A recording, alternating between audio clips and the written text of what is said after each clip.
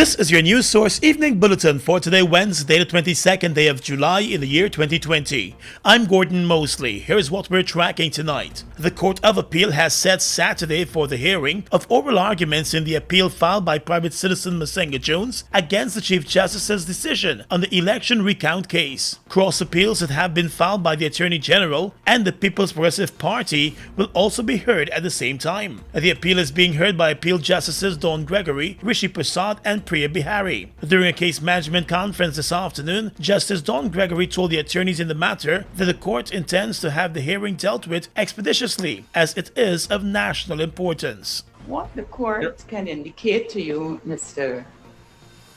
Khan, is that the court intends to deal with this matter with some urgency, and the question of costs will be dealt with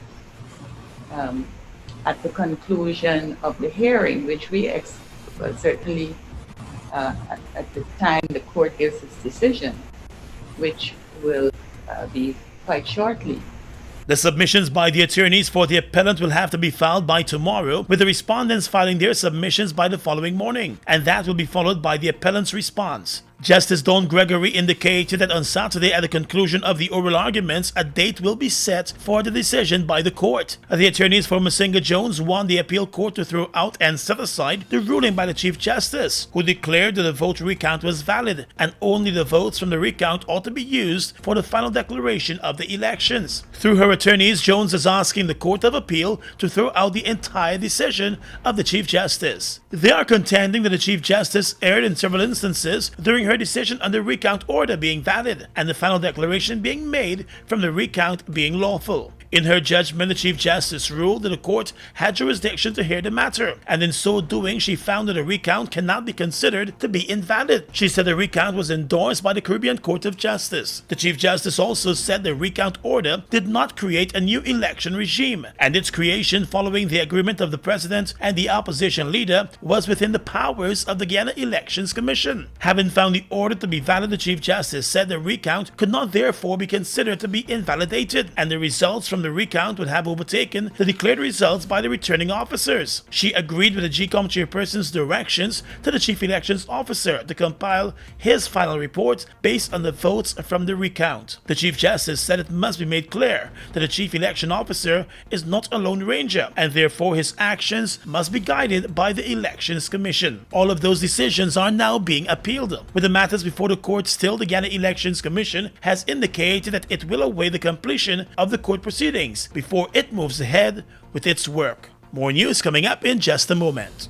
The following is an important message from the Ministry of Public Health. You can prevent the spread of the COVID-19 virus. If you have the following symptoms: coughing, fever, or difficulty breathing, please stay home. If you don't have these symptoms, then practice social distancing. Avoid crowds. When in a group, keep a distance of at least 3 feet between yourself and other persons. Please wash your hands with soap regularly or use hand sanitizers. The Ministry of Public Health has a hotline to provide information on the coronavirus. Members of the public can call 227-4986 or 624-3067. Tired of long lines? Register with MyGTT at mygtt.co.gy.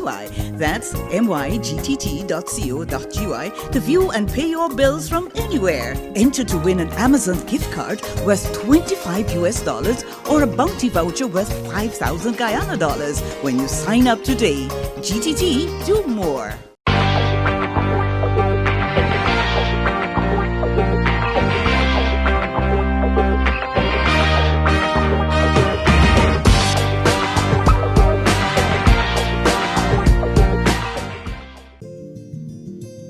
GBTI is your Guyanese bank, a bank that understands every customer's unique needs, opportunities, challenges, and financial concerns.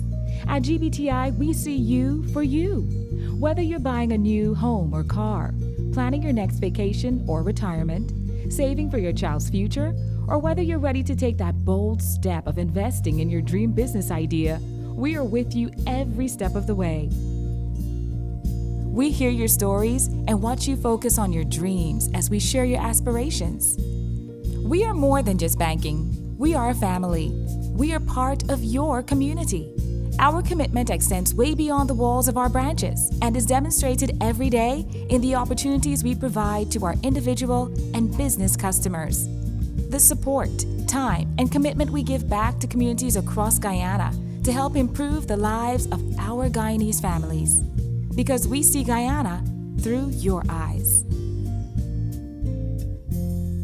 Hello, boys and girls. As you prepare to write your exams, there are a few things you will have to do each day so that you and those around you can be safe and healthy. Please remember, on the day of your exam, you must wear a mask correctly, covering your mouth and nose before entering the school compound. Wash your hands with soap and water at the entrance of the school at the sink provided for 20 seconds. Paying attention to the palm and back of your hands, between your fingers and their tips. Dry your hands with a clean tissue and dispose in the closed bin nearby. Boys and girls, your temperature will be tested by an official. Then you will go to the designated waiting area with the floor signs and markings clearly visible, standing or sitting 2 meters or 6 feet apart at all times. It is now time to start your exam. The invigilator will direct you to the examination room. All the best. Boys and girls, playing and gathering are not allowed. Parents, the Ministry of Education thanks you for the support you have given the children during the time at home. However, in the interest of everyone's well-being, you will not be allowed to enter the school compound. Parents and guardians, we are counting on your support in picking up the children promptly after their exam. Remember, the Ministry of Education will provide transport for children who are living far away that require that assistance. Please be reminded that vending outside the school's compound is prohibited. Only authorized canteen vendors with a copy of their food handler certificate and wearing a mask, food gloves, apron, hairnet, and a hat will be allowed. Always remember to wear your mask correctly, wash your hands, and stay safe. And let's win the fight against COVID-19. A message from the Ministry of Education.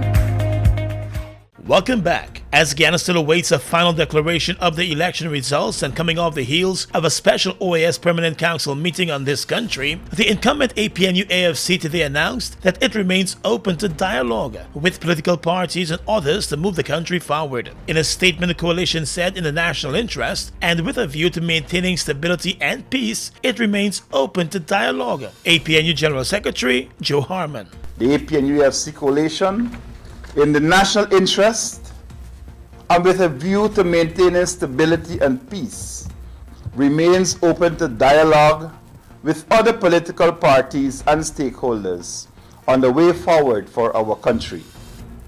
The APNU-AFC coalition is prepared to act responsibly to bring a resolution to the ongoing political situation.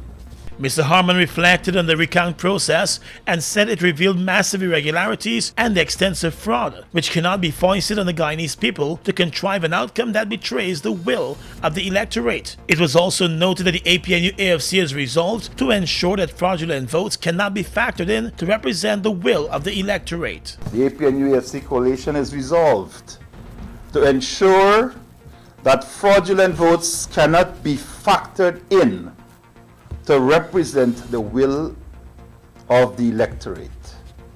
Any attempt to include fraudulent votes in a declaration will constitute a violation of the Constitution and fundamental principles of democracy.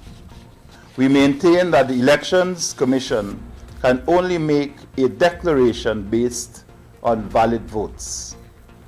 The recount process, which was conducted painstakingly for over 33 days, revealed massive irregularities and extensive fraud, which cannot be foisted on the Guyanese people to contrive an outcome that betrays the will of the electorate. The government has been coming on the growing criticism at home and abroad over the current political situation. Although the Guyana Elections Commission has not made a final declaration, there continues to be calls by some in the international community for the incumbent administration to concede based on the numbers from the recount. The government has maintained that there has been no official final declaration by the GCOM chair, and the president has repeatedly stated that he will abide by any final declaration made by the Elections Commission chair in keeping with the laws of Guyana. Guyana's Foreign Minister Dr. Karen Cummings told the OAS Permanent Council meeting yesterday that the electoral process is still ongoing and the international community should be as patient as citizens of Guyana. She said there has been no breakdown of the rule of law and the government has been following and respecting the rulings of the court. The APNU-AFC in its statement today called on all Guyanese to remain calm and peaceful.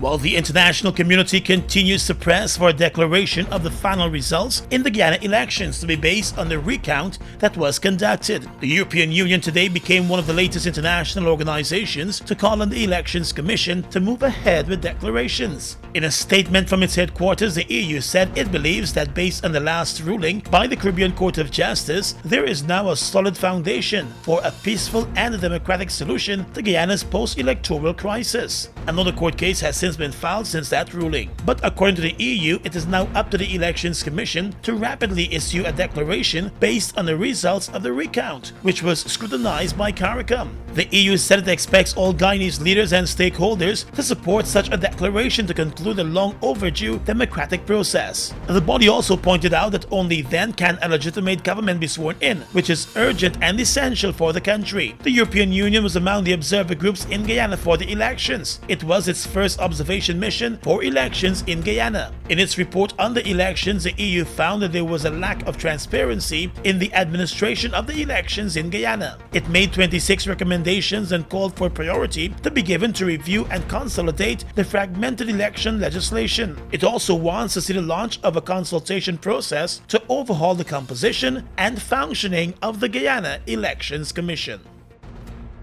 Let's tell you now that weather forecasters are keeping their eyes this evening on a tropical storm that is currently moving across the Caribbean region in the Atlantic Ocean. The local hydromet office in the weather alert this afternoon said while the storm is not expected to directly impact Guyana because of its current pattern and trajectory, northern Guyana could be impacted by heavy showers in the coming hours. Forecasters say the extent of the thunder showers and the location of impact are not exactly known, but once there is determination, the Hydromet office will issue alerts with possible weather warnings. The Hydromet office said it will continue to closely monitor the situation. The National Hurricane Center in the US is also monitoring Tropical Storm Gonzalo.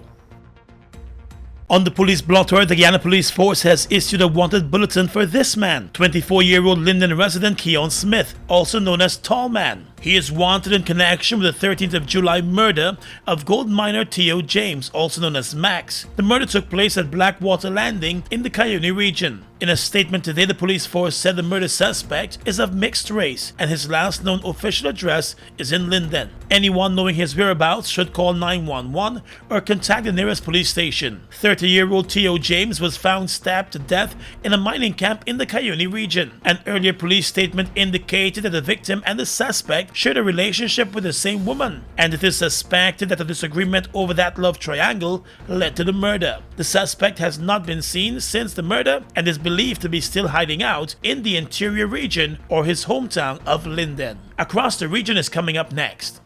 We give thanks for real.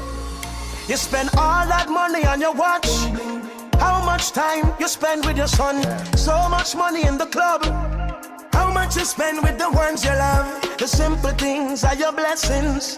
Cheese, please. Remember Tyrus Riley, this one we aim to please. The music will never ease. Cheese, please. We are legions of men standing strong, but never too proud to stoop and help someone. We must send a clear signal to all. Do right. Walk in upright ways. Knowing that's what being a man is all about. And ever aware that things will only get worse when good men do nothing. Stand strong. Be the one to live right. They've made a positive impact on the heavy-duty transportation industry in Guyana since they've arrived. Guyanese are amazed at their power, durability, efficiency, and superior handling capabilities. These are brand new trucks, manufactured in partnership with German, Italian, and French companies.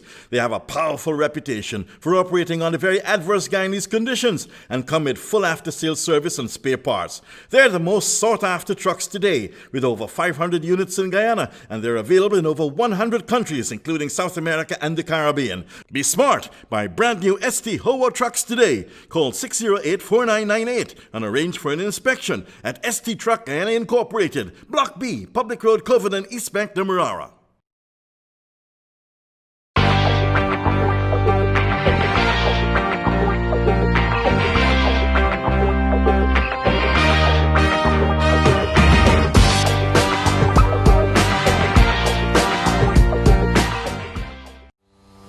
Are you washing your hands correctly?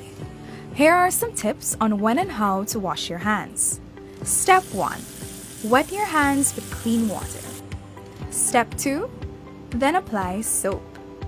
Step 3. For 10 to 15 seconds, lather your palms together. Always remember to pay attention to your fingers, especially your nails and tips. And don't forget the back and between of your fingers. Step 4. Rinse hands with clean water for about 20 seconds. Step 5. Dry hands with a clean paper towel or tissue. But when should you wash your hands? After using the toilet, before and after eating, preparing or handling uncooked food, after playing with pets or caring for animals, after sneezing and coughing or blowing your nose, before and after changing babies or caring for others. Frequent hand washing or using a hand sanitizer with alcohol as an alternative will remove viruses and bacteria from your hands. A message from the Ministry of Public Health in collaboration with PAHO WHO. Across the region right now, with Liat facing liquidation, Caribbean Airlines has launched its services to the Eastern Caribbean. The new service will operate from Barbados, and the flights will initially operate between Barbados and St. Vincent and the Grenadines and Grenada, with other destinations to be added once regulatory approvals are received. On Tuesday, Dominica's Prime Minister Roosevelt Scarrett announced that his government had given the green light for Caribbean Airlines to fly into Dominica. Caribbean Airlines said that the route expansion into the Eastern Caribbean is part of its current strategic plan, and that earlier this year it had acquired additional aircraft and resources including pilots and cabin crew to support the new initiative. In neighboring Brazil, the country's President Jair Bolsonaro has again tested positive for coronavirus, more than 2 weeks after he first revealed that he had the disease on the 7th of July. Bolsonaro has in the past dismissed the risk of the coronavirus and boasted that it would have little effect on him if he got it due to his athletic pass. An official statement today said that despite testing positive for a third time, the president was still in good condition. He appeared outside the presidential palace on Sunday, where he greeted his supporters from a distance. Brazil is the second worst affected country, with more than 2.1 million confirmed cases of coronavirus. And finally tonight, international news. At least 14 persons were shot outside a funeral home in Chicago, one of the worst mass shootings in a city already grappling with rising violence. Mourners were shot at by the occupants of a passing vehicle as they left the funeral home on Chicago's south side last evening. The injuries were reported to range from serious to critical. The shooting comes amid reports that federal agents are to be deployed to the city to help tackle rising crime. Mayor Lori Lightfoot said she had been assured that the agents would work collaboratively with Chicago's police force. She had previously threatened to sue the US president if he sent in troops without her permission. And that's your News Source Evening Bulletin for tonight. I'm Gordon Mosley reporting.